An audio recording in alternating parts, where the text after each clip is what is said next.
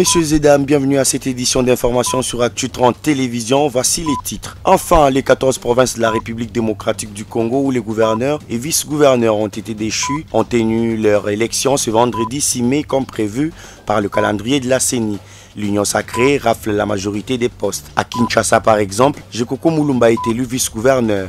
Le bloc patriotique était en sit-in ce vendredi pour dire non à la révision de la loi électorale. Cette manifestation de l'opposition a été réprimée par la police nationale congolaise.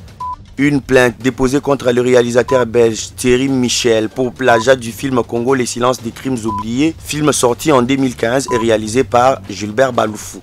C'est tout pour les titres et les détails c'est dans un instant. Comme annoncé, l'élection de gouverneur et vice-gouverneur a vécu ce vendredi 6 mai dans 14 provinces de la République démocratique du Congo. Au terme de ces scrutins organisés par la CENI, Mathias Kabeya a été élu gouverneur de la province Kasai orientale, John Kabeya du Kasai central et Nathan Ilunga de la province de Lomami. Entre-temps, Hubert Kindanda a brigué le poste de gouverneur du Maniema. Rita Bola, quant à elle, devient numéro 1 de la province de Maïndombe. Jules Lodi, Jilingungwa et Isabelle Kalenga ont été respectivement élus gouverneurs de Sankuru, Tanganyika et le Haut-Lomami, alors que César Lumbaya devient gouverneur de la province de Mongala. À Kinshasa, Gérard Mulumba Jekoko élu vice-gouverneur et Sartune Tanandambu élu également numéro 2 de la province du Kwango. Par ailleurs, en ce qui concerne le Congo central, Guy Bandou et Nefertiti Gundianza restent en course pour un second tour après avoir obtenu chacun 10 voix dans le nombre de 22 candidatures à la baguette. Le second tour est aussi prévu pour les provinces de la Chopo. L'élection dans ces deux provinces aura lieu le mercredi 11 mai prochain. À l'Assemblée provinciale de Kinshasa, ce vendredi 6 mai, le décor était planté au rythme de l'élection du vice-gouverneur de la capitale congolaise. Présence remarquée à la salle de plénière, celle de Denis Kadima, président de la CENI, mais aussi du général Sylvano Kasongo, commissaire divisionnaire de la police ville de Kinshasa, venu s'assurer du bon déroulement de cette élection. Également présent, le candidat vice-gouverneur, notamment Rabi Koulambe et Gérard Mulumba Jekoko, qui jouent également de la qualité de député provincial. À l'ouverture de la séance par le président du bureau de l'organe délibérant, place était quelques minutes après à l'élection proprement dite. 48 élus qui composent l'Assemblée provinciale de Kinshasa, tous sont passés tour à tour à l'isoloir pour élire les candidats de leur choix sur les 4 en lice. À la fin du vote, la tension monte, mais à l'heure du dépouillement, tout s'est dessiné pour une victoire de Jekoko Mulumba.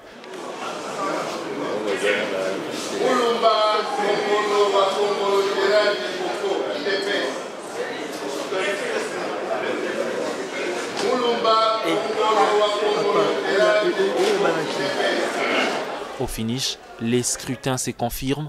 Jekoko élu vice-gouverneur de la ville de Kinshasa avec 46 voix, alors que Rabi Koulambe a obtenu un suffrage plus une abstention enregistrée. Un résultat guise de satisfaction pour les élus provinciaux. C'est vraiment un triomphe. Ça prouve à suffisance que l'Union sacrée est une structure très bien organisée. Les mots d'ordre ont été scrupuleusement suivis et voilà les résultats. La plupart des députés, leur souhait le plus ardent était que nous puissions avoir comme vice-gouverneur un député. Nous savons comment l'honorable Jekoko est très actif sur le terrain. Je pense que ça va vraiment nous aider sa venue au niveau du gouvernement provincial de Kinshasa. 46 votants, eux le D aussi, bon, tu vois que le député était très unis. Ce que nous avons fait vraiment, ça montre directement que nous avons la confiance au vice-gouverneur Jekoko Mulumba. Gérard Mulumba succède ainsi à Néron Bungumbungu et va désormais seconder Gentini Gobilambaka dans la gestion de la métropole Kinshasa.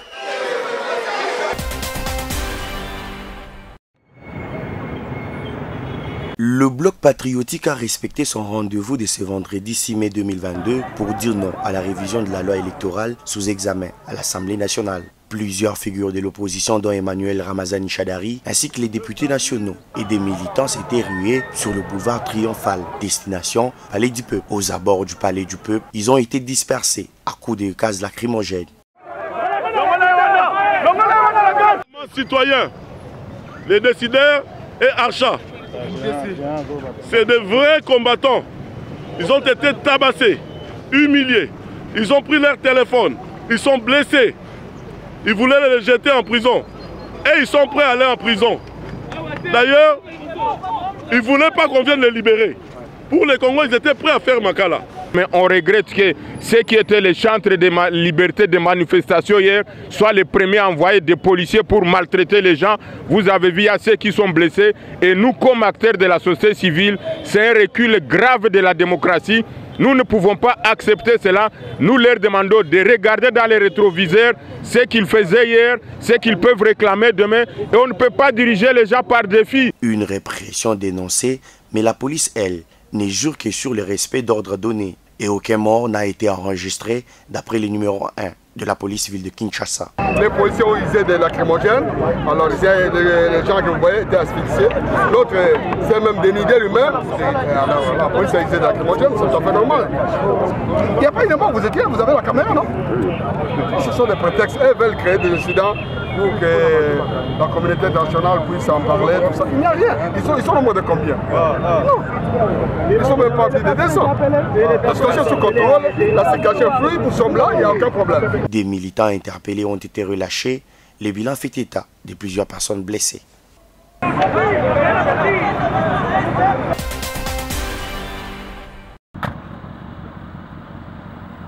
Dans une correspondance adressée au chef de l'État Félix Tshisekedi ce vendredi 6 mai 2022, le député national Patrick Monyomo s'oppose à l'idée de la création d'une nouvelle compagnie aérienne en RDC. Ce vendredi 6 mai, il a également déposé une copie de sa lettre au cabinet du président de l'Assemblée nationale. Devant la presse, il explique l'essence de sa démarche. Je comprends bien sûr que la création d'une nouvelle compagnie dénommée Air Congo est inopportune parce que les partenariats signés entre Ethiopian Airlines et notre gouvernement a beaucoup d'irrégularités. Vous savez qu'aujourd'hui, nous avons une compagnie nationale, Congo Airways, que nous avons. Je crois que c'est le moment de soutenir cette compagnie. On ne peut pas avoir des compagnies aériennes nationales. Pour le député national Patrick Monyomo, il est plus que temps de signer autour de Congo Airways qui a besoin du soutien. Je crois que ce n'est pas le moment de soutenir ces partenariats de la création de Air Congo. Nous devons nous tous nous liguer pour dire non parce que ça ne répond pas à la vision du chef de l'État.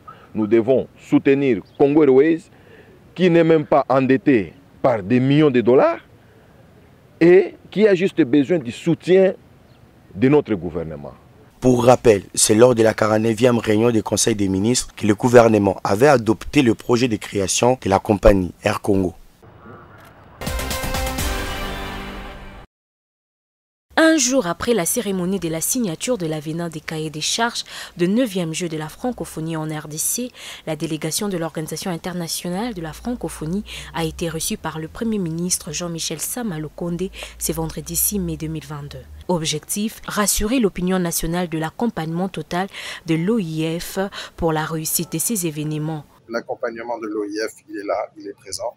Nous avons beaucoup de travail à faire, il ne faut pas minimiser l'ambition de ce projet. Et nous avons déployé en même temps que notre visite une série de missions techniques. Et cette semaine, j'étais accompagné d'une grande délégation d'experts techniques dans plusieurs domaines culturels, sportifs, finances, architecture, culturelle. Aujourd'hui, nous étions obligés, premièrement, que la délégation puisse présenter les civilités à son Excellence, Monsieur le Premier ministre du gouvernement, aussi faire les rapports de leur mission ici à Kinshasa, ainsi que la signature de l'avenant que nous sommes engagés hier. Par ailleurs, il faut rappeler que c'est depuis le 2 juillet 2019 que la République démocratique du Congo a été désignée lors du 106e Conseil permanent de la francophonie comme pays porteur de 9e jeu de la francophonie pour 2021, avant que la pandémie n'oblige à un report en 2022 puis en 2023.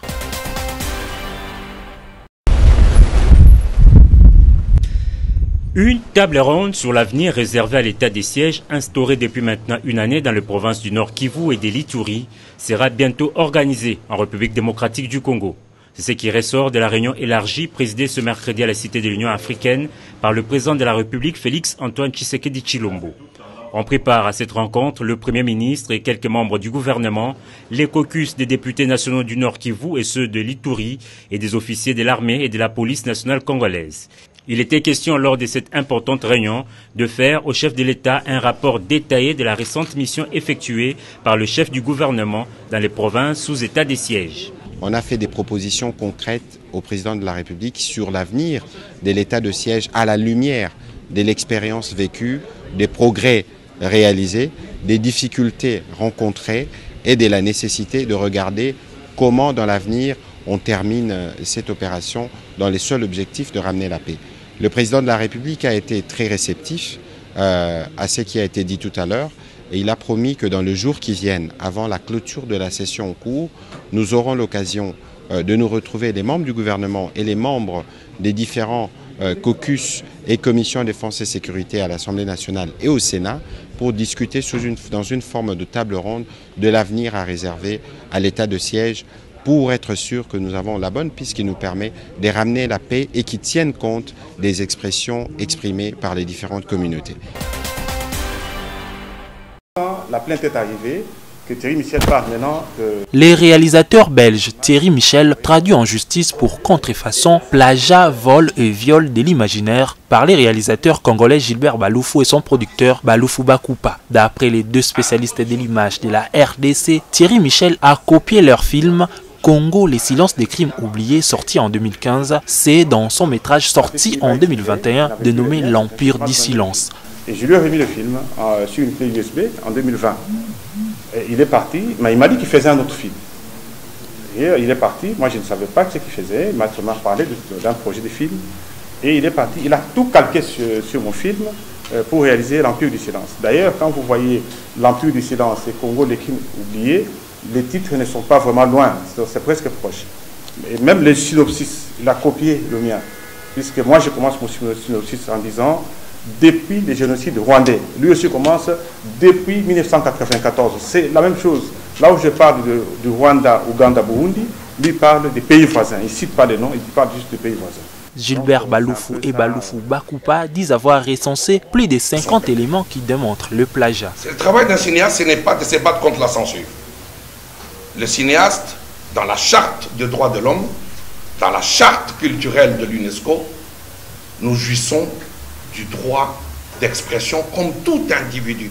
Mais nous jouissons de plus que ça, du droit à la créativité. Il faut noter que la plainte se base sur les dispositions des articles 96 et 97 de l'ordonnance du 5 avril 1986 portant protection des droits d'auteur et des droits voisins. L'ouverture du procès est prévue le 10 mai prochain au tribunal de paix de Kinshasa-Gombe. Que Thierry Michel parle maintenant des images pour le...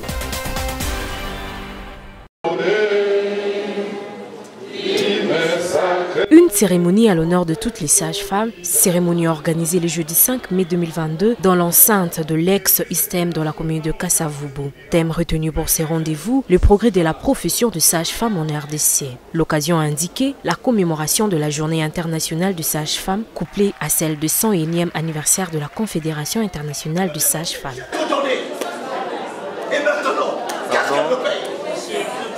À l'occasion, pour la cérémonie d'ouverture, honneur à la directrice du programme national de la santé de reproduction pour l'ouverture de cet événement. Un événement marqué par la prestation du serment de nouvelles unités dans cette catégorie des sages-femmes dont les membres attendent avec impatience le soutien du gouvernement pour la réduction de la mortalité maternelle. La RDC a fait beaucoup de progrès. J'ai mentionné dans mon discours comment le niveau de la mortalité maternelle en RDC a diminué. Je peux dire considérablement, mais ce n'est pas encore suffisant, il faut continuer les efforts. Et les sages-femmes ont joué un rôle très important dans la réalisation de cette baisse du décès maternel en RDC. Mais il y a encore beaucoup d'efforts à faire dans ce domaine-là. C'est pour cela que nous avons parlé tout à l'heure de la professionnalisation. Il y a une loi qui est en cours d'adoption. Et nous souhaitons que ça puisse être vraiment adopté dans bientôt. Comme UNFPA, et je peux même parler avec, au nom des partenaires techniques et financiers, nous sommes là pour continuer nos efforts de collaborer avec le gouvernement, le ministère de la Santé, pour poursuivre les efforts. Comme je le disais, on a encore beaucoup de choses à faire, même s'il y a eu cette baisse importante du décès maternel en RDC. En attendant, l'on retient que le projet de loi portant création de l'ordre des sages-femmes a été déclaré recevable à l'Assemblée nationale.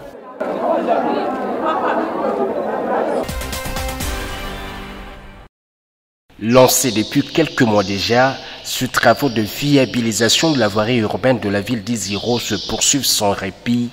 Ici, sur le boulevard Mancis-André, l'une des principales artères de la capitale provinciale du Haut-Uélé, ces ingénieurs de l'Office de voirie et drainage y travaillent 8 à 10 heures par jour pour transformer cette voie capitale. Pour ce travaux additionnel, le chantier s'étend de la rivière Mendambo jusqu'ici sur l'avenue Ganzi, comprenant une distance d'environ 172 mètres.